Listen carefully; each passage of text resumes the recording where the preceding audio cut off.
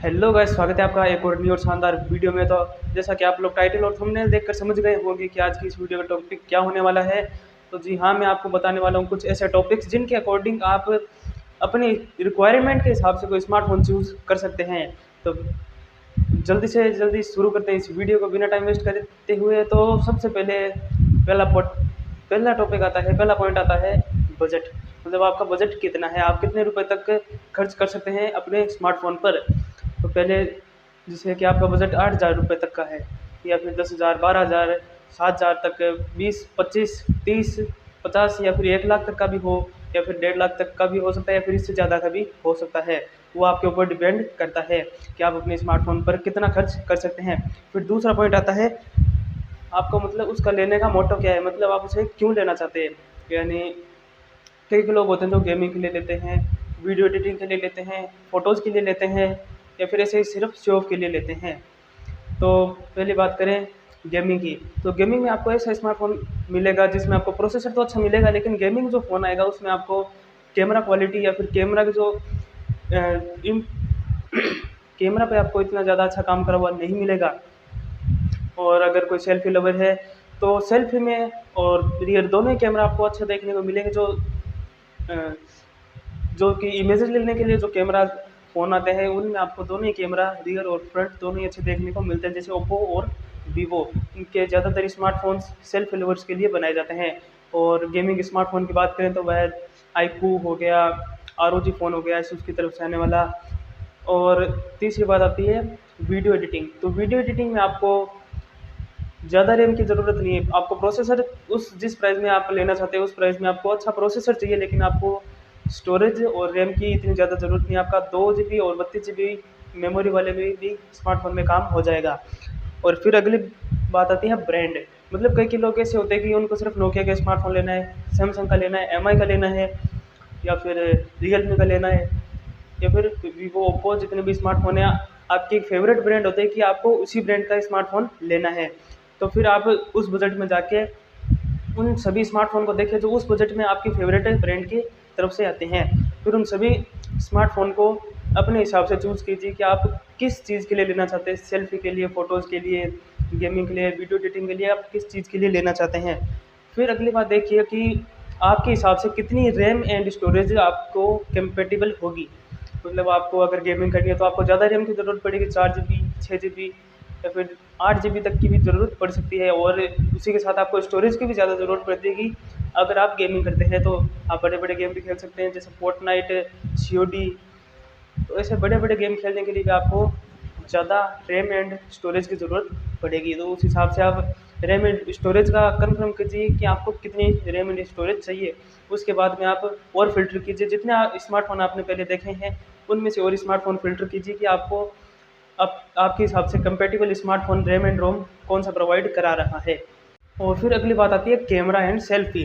तो अगर आप सेल्फ़ी लवर हैं, फ़ोटोज़ लवर हैं, तो आपको फ़ोटोज़ और सेल्फ़ी लेने में ज़्यादा दिलचस्पी होगी। गेमिंग वगैरह आप इतना ध्यान नहीं दोगे, और ना ही परफ़ॉर्मेंस पर आपको इतना ध्यान देना पड़ेगा, क्योंकि कैमराज़ इतनी आपको एफिशिएंसी देखने को मिलती है कि कैमरे में कि सभी प्रोसेसर्स में कि वह कैमरा वर्क कर जाए अच्छे से। और आपको प्रोसेसर भी थोड़ा बहुत अच्छा लेने की कोशिश करनी चाहिए, क्योंकि जो प्रोसेसर की जो इमेज सेंसर होता है, इमेज सेंसिंग एक एरिया होता है जिसमें इमेज को प्रोड्यूस किया जाता है प्रोसेसर के द्वारा। तो वह भी एक अच्छा अगर हो, अच्छा प्रोसेसर हो तो उस हिसाब से आपकी इमेज क्वालिटी भी अच्छी आती है। और वह बेसिकली लेंस एंड सेंसर पर डिपेंड करता है कि आप स्मार्टफोन में कौन सी कंपनी का एंड कितने मेगापिक्सल का, किस अपर्चर का सेंसर है, और लेंस किस कंपनी का है, तो उस पर भी यह डिपेंड करता है। तो आपने जो पहले जो स्मार्टफोन देखे उनमें से और फ़िल्टर कीजिए कि आपको आपके हिसाब से कंपैटिबल कौन सा स्मार्टफोन आपको अच्छा कैमरा और सेल्फी प्रोवाइड कराता है। उसके बाद में आपको जो स्मार्टफ़ोन अच्छा लगे वह आप ले सकते हैं।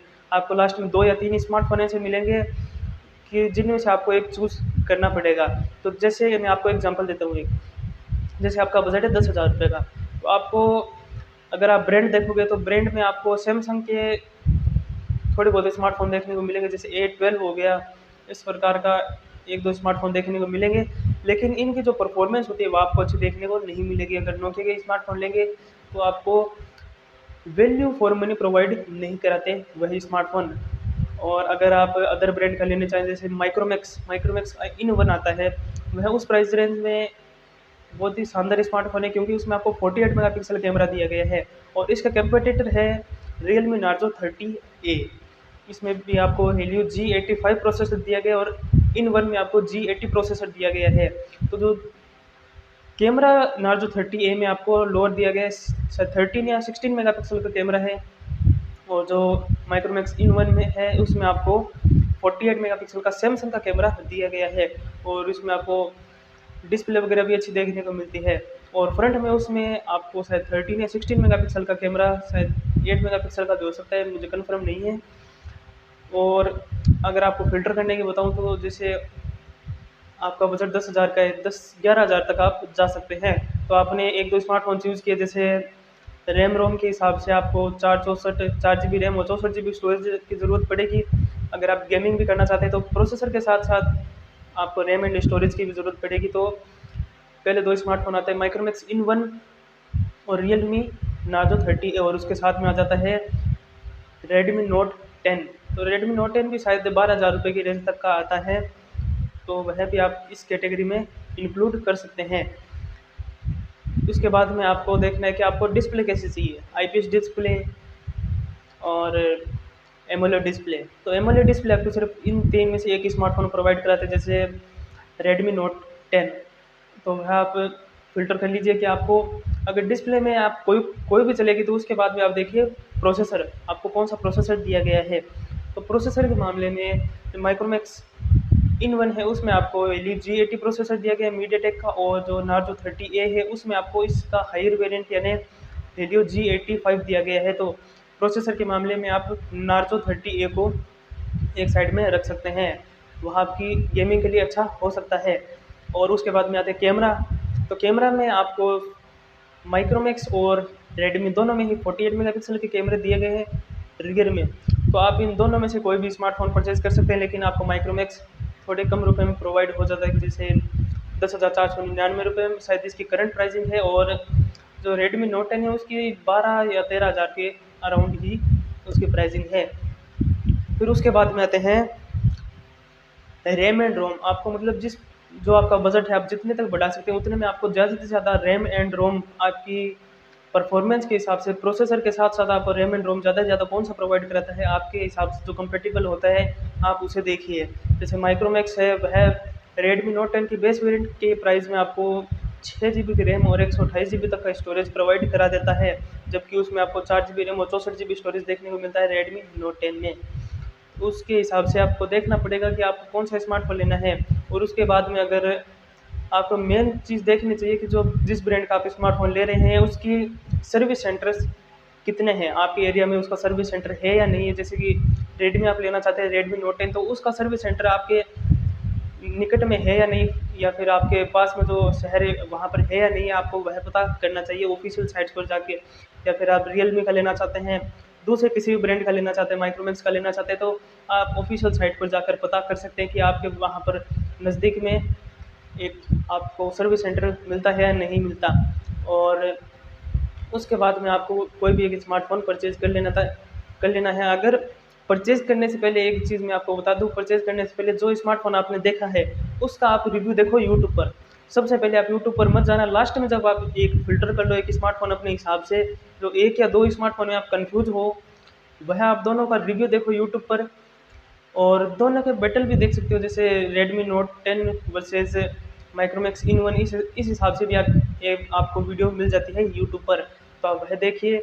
उसके बाद में आपको जो अच्छा लगे वह स्मार्टफोन आप परचेज़ कर लीजिए। या फिर आपके पास में कोई भी टेकी गाय हो उसको भी आप पूछ सकते हैं कि इन दोनों में स्मार्टफोन में से आपको कौन सा स्मार्टफोन परचेज़ करना चाहिए। तो इतना था इस वाली वीडियो में। अगर आपको ये वीडियो पसंद आई हो तो मुझे पता है कि आपको वीडियो पसंद आई है, तो लाइक कर दो और शेयर भी कर दो और कमेंट भी कर देना जाते जाते, और चैनल को सब्सक्राइब भी कर देना और बेल आइकन को भी ऑल पर सेलेक्ट कर लेना ऐसे ही अमेजिंग टॉपिक्स पर वीडियो देखने के लिए। Too many thoughts on my mind, I can't sleep at night, so I just keep writing. I don't need no help, I don't need opinions, so don't waste my time then. I just been living online, my city don't